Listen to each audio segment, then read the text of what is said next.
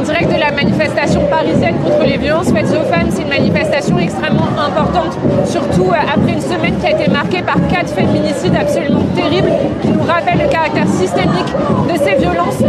C'est des meurtres qui ont été terribles et qui n'ont pas ému l'extrême droite, qui ne l'ont pas ému tout simplement parce que les hommes qui ont commis ces faits, ils ne sont ni étrangers, ni issus de l'immigration, ni sous OQTF. Et c'est important de dire ça depuis une manifestation. On a le groupuscule Némésis qui prétend vouloir marcher contre les violences faites aux femmes, qui prétend lutter pour le féminisme, alors qu'en réalité, il ne fait que servir l'agenda de l'extrême droite et instrumentaliser nos luttes à des fins réactionnaires pour cibler et réprimer toujours plus les hommes issus de l'immigration et les hommes racisés. Mais la réalité, c'est que si Némésis, elle peut se permettre d'instrumentaliser à ce point et de façon aussi crasse des meurtres comme ceux de Philippine ou de Lola, c'est parce que Macron leur a pavé la voie avec sa rhétorique islamophobe contre les femmes qui portent le voile, avec sa loi immigration ou avec toutes ces réformes contre le harcèlement de rue qui visent en réalité à réprimer toujours plus et toujours plus fort les hommes pauvres et racisés. Alors nous, on est dans la rue aujourd'hui pour défendre un féminisme révolutionnaire,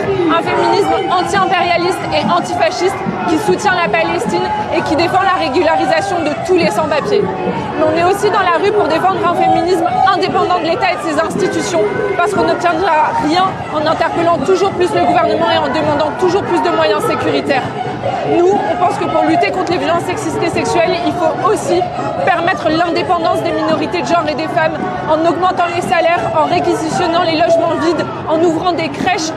et des cantines populaires pour en finir avec la deuxième journée de travail. Et ça, c'est des mesures qu'on obtiendra par des luttes ambitieuses et dures par en bas, mais c'est aussi des mesures qu'on porte dans notre campagne pour récupérer Paris 13 aux riches et au patronat et pour rendre le quartier aux femmes qui y vivent, qui y travaillent et qui y étudient.